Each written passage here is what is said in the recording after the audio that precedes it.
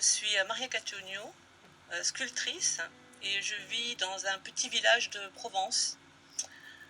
C'est vrai qu'ici il y a une belle lumière, il y a du calme, surtout à la campagne, je vis en campagne.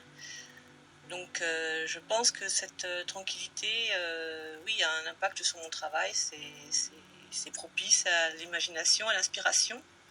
Maintenant, c'est sûr aussi qu'il faut que je sorte de mon atelier pour d'abord montrer mon travail, puisque ici il n'y a pas la foule, hein, il n'y a pas grand monde. Et puis surtout aussi, je trouve que la ville, c'est source aussi d'inspiration, c'est source d'imagination. Et l'échange et le partage en fait sont nécessaires.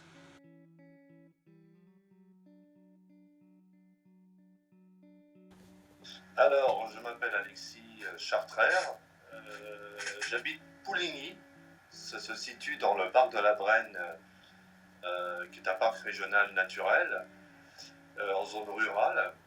Et l'impact du fait d'habiter ici pour un ancien habitant de la région parisienne, ça a été que c'est depuis fin 2014 que j'ai commencé la série 12 France. Alors la chanson de Charles Trenet, c'est uniquement parce que c'était le nom, je trouvais ça assez joli. En fait, ce qui se passe, c'est que pour les gens qui habitent la ville, en général, les urbains, quand ils viennent par chez nous dans les régions rurales, ils ont une vision un peu simplifiée, un peu gentille, on va dire, dans le mauvais sens du mot, de ce que sont les gens qui habitent la ruralité à l'année. Et je trouve que leur vision est tellement déformée que mon travail consiste aujourd'hui à leur remontrer tout ce qu'ils peuvent voir comme ça, ponctuellement, pendant un séjour de quelques jours ou même plus.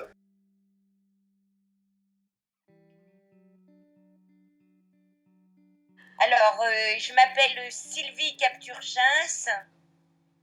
Oui. Et j'habite à Colombes. Je ne sais pas si ça a vraiment un impact sur mon travail, mais peut-être. En tout cas, c'est le lieu où j'habite, c'est mon atelier, et voilà. Je pense que ça a un impact parce que la manière dont tu vis te fait regarder les choses. Maintenant, je me rends pas compte si ça a vraiment un impact ou pas sur mon travail, voilà. Voilà, et je pense que la vie en général, ta vie quotidienne a un impact sur ton travail en général.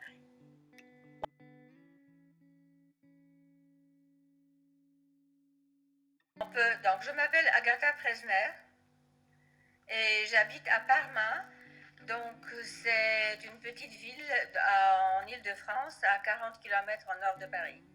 Voilà, c'est calme et bien verdoyant. Donc, c'est un environnement qui est propice à la création et à la concentration.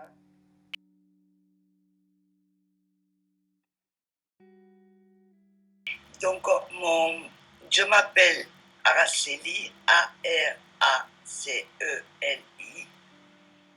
Vega, c'est le nom de famille. Vega Oui, Alvarez.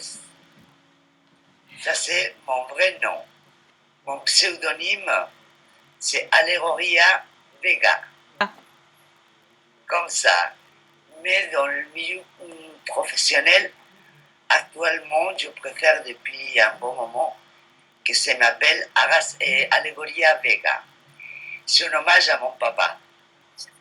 J'habite à Malakoff, 92 240, Île-de-France, donc Paris. Bon. Donc ça ne fait aucun effet supplémentaire, sauf me créer des problèmes.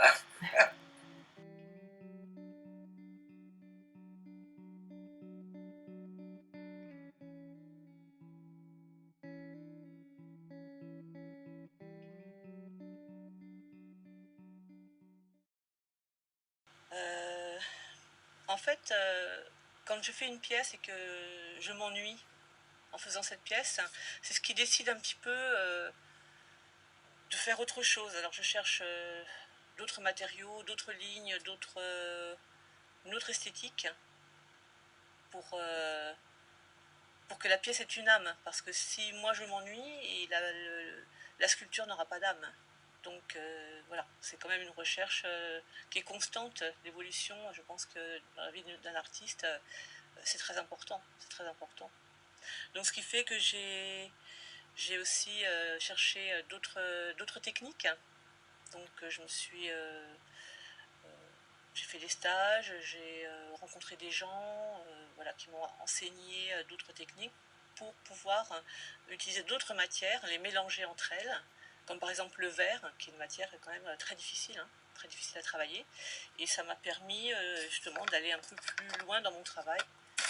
Et je pense que un artiste doit être en constante évolution.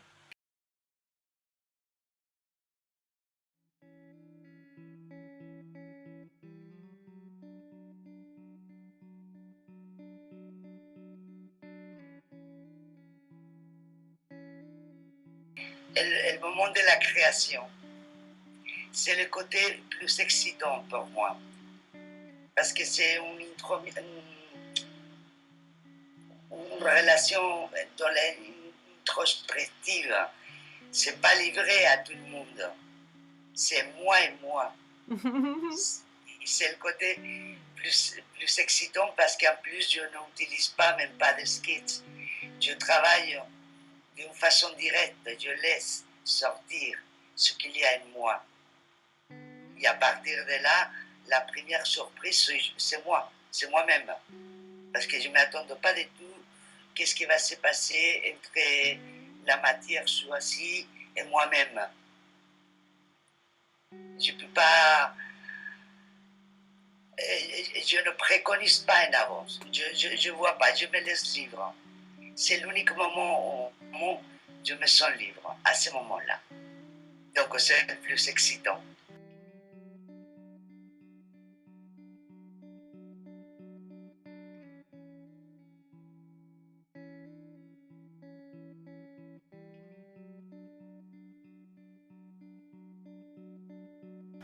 Moi, je considère d'abord que l'artiste a une place à part dans la société. C'est pas un travailleur ordinaire. Là-dessus, j'adhère aux idées de nos amis avec lesquels on fait l'exposition sur le fait de défendre le statut particulier des artistes. On n'est pas, c'est pas un travailleur avec des heures, etc. C'est quelqu'un de très particulier.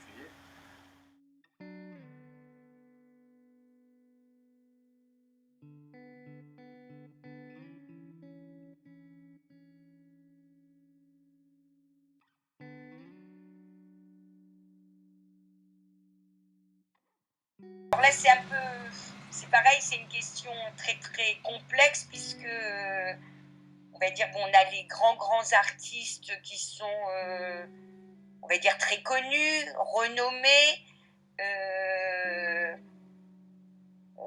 On va dire que pour moi, c'est une nécessité de créer. Donc oui, j'aimerais qu'on respecte un peu plus les artistes, que les institutions, quand on expose, nous rémunèrent, puisque c'est quand même un des seuls métiers, il y en a peut-être d'autres, mais en tout cas, où on doit acheter le matériel, où on doit se débrouiller pour aller exposer, et en nous disant, éventuellement, vous allez être reconnu, on va vous acheter quelque chose. Vu le nombre d'heures qu'on passe dans notre travail, parfois, comme je dis tout simplement, j'aimerais pouvoir m'acheter des carottes avec mon travail ou me faire une bonne soupe de poireaux, pommes de terre. Donc il y a une reconnaissance, mais en même temps, je réclame pas un salaire d'artiste. J'ai fait un choix et je l'assume.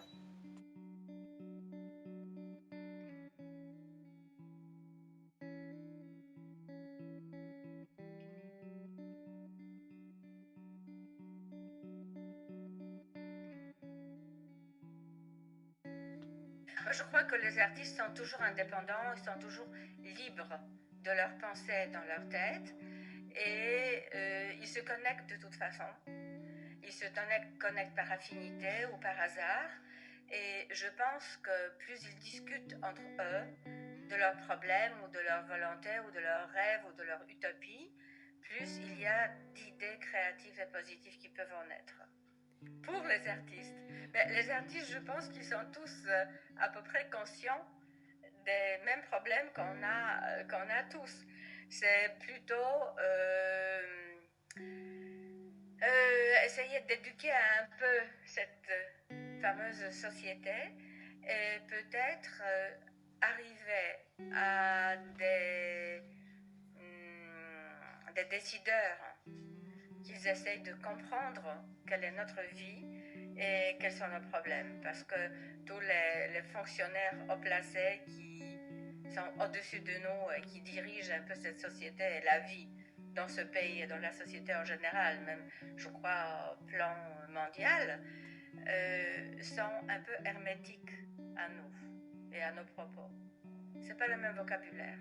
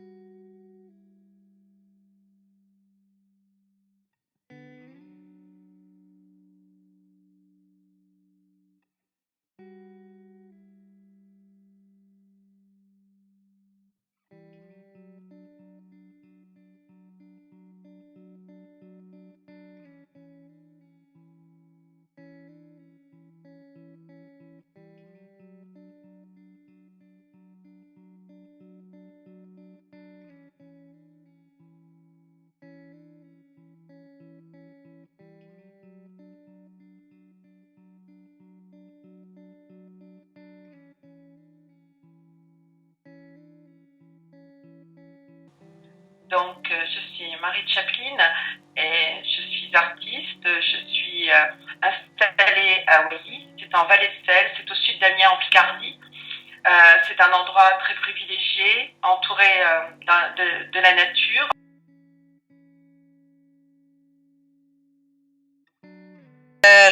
Laurence Duc. Duc, c'est lyonnais, en France. J'habite dans le parc régional de la Brenne. C'est donc un espace naturel avec beaucoup de nature.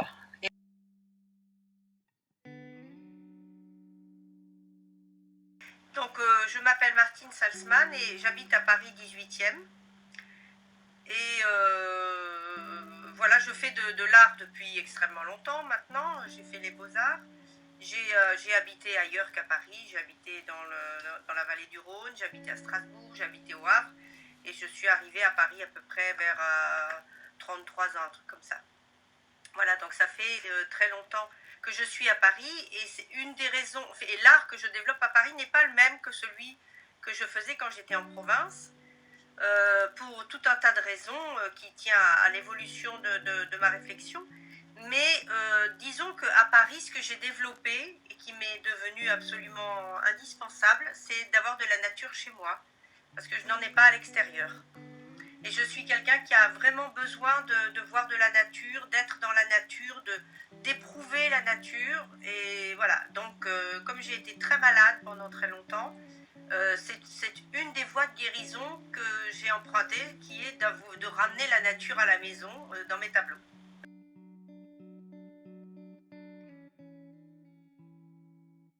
Je m'appelle François de Verdière et j'habite à Rueil-Malmaison. Rueil est une banlieue qui se trouve à environ 10 km de Paris. En fait, elle influence assez peu mon travail de création. Oui. Elle influence mon travail associatif dans la mesure où j'ai cette double activité et donc comme je suis responsable d'une association qui est basée, qui est française, mais même il y a des adhérents étrangers, mais le siège est à Rueil. J'ai pas mal d'actions qui se passe sur ma ville.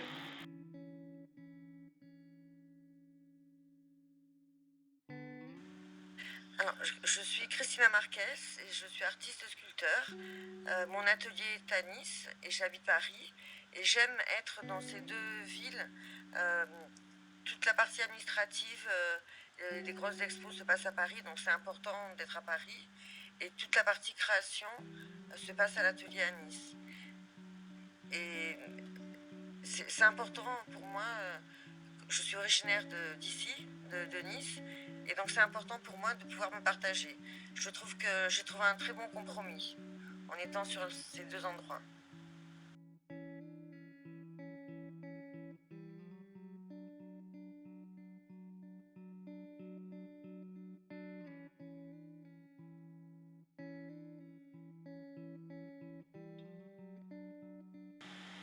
Au début, c'était un travail assez simple,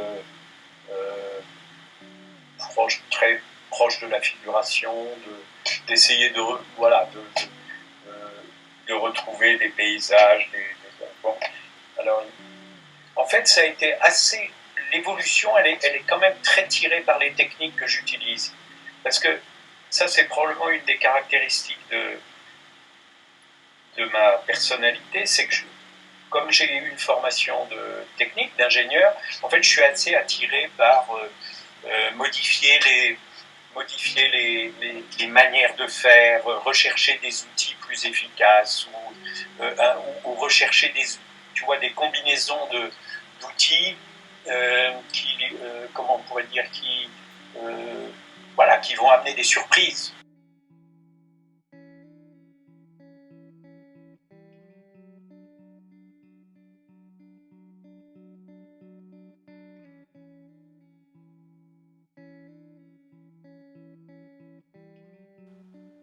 Oui, c'est toujours la surprise, l'inspiration qui est au rendez-vous ou pas, mais aller aussi à la rencontre de l'inspiration. Parce que parfois dans la vie, l'inspiration n'est pas ce rendez-vous. Et c'est vraiment ce qui m'excite le plus, c'est toujours la petite surprise au virage, bon, de préférence agréable, hein, mais parfois même il y en a des pas moins agréables, mais qui font grandir, mieux comprendre l'autre. Donc ça, pour moi, c'est très important.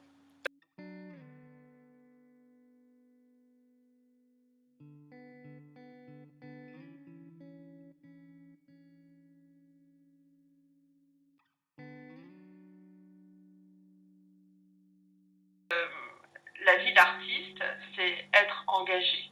Déjà, c'est un engagement, c'est un mode de vie. Être artiste, c'est aussi avoir réellement les pieds sur terre, parce que le métier est un métier qui a besoin de rigueur. C'est pas forcément un métier facile, c'est un métier qui demande énormément de présence. Donc, cette année, j'ai travaillé beaucoup parce que j'ai travaillé les week-ends, donc on ne peut pas forcément se reposer, on n'est pas dans les réunions familiales. Donc c'est pas facile parce que c'est notre métier et on ne peut pas refuser certains projets, certains événements parce que c'est le week-end. Voilà, donc il faut être disponible. Après, donc comme je te disais, on nous demande d'être des chefs d'entreprise. Donc je te dis de l'achat des matériaux, la communication. On nous demande de savoir gérer un site internet. Il faut parler aussi bien manipuler les langues parce qu'on a besoin de communiquer avec l'étranger. Et en même temps, est-ce qu'on est vraiment reconnu? La question, je te la pose, mais je me la pose en même temps, en tant que chef d'entreprise, tout en ayant, en fait, toutes les casquettes du chef d'entreprise. Et est-ce que notre métier est reconnu, est-ce qu'on est reconnu en tant que chef d'entreprise? Je doute.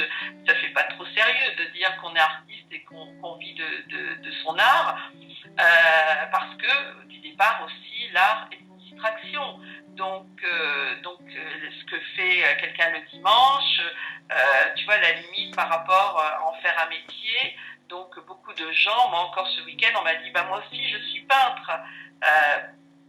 Donc je pense que la personne est sincère, elle pense être peintre, mais je pense que être artiste de distraction et en faire un métier, ce n'est pas du tout la même même chose. Moi, j'ai besoin comme toi, de payer les factures, donc j'ai besoin de vivre de mon art, et pour cela, ça demande beaucoup de rigueur.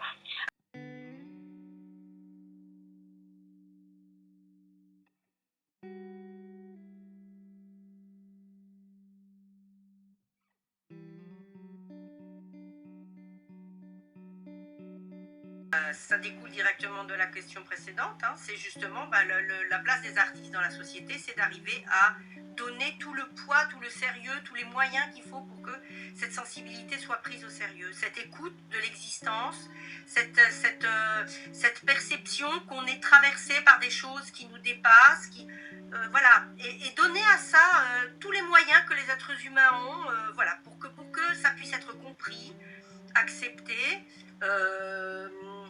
préparer comme on prépare de la cuisine, hein. Quand tu manges des petits pois, tu enlèves la cosse, tu manges pas tout.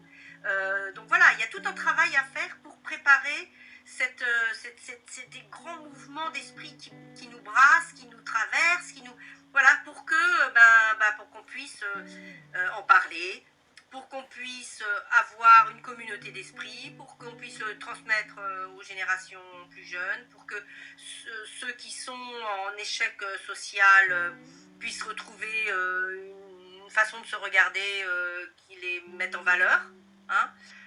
Voilà, les artistes ont beaucoup de choses à faire dans cette société, beaucoup.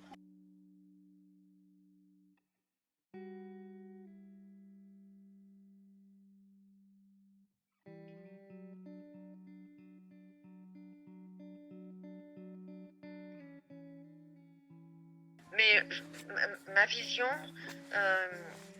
bien évidemment, elle est indépendante et je me laisse pas perturber par ce qu'il y a autour. J'ai mon idée en tête et je la suis. Même si on me dit il faut pas faire comme ça ou comme ça, c'est mon propre choix, c'est ma vie. Et donc j'ai une vision personnelle et j'essaye de la tenir, oui. C'est important d'être connecté, mais il faut pas se laisser envahir par tout ce qu'il y a autour. Il faut garder sa ligne. Enfin, voilà.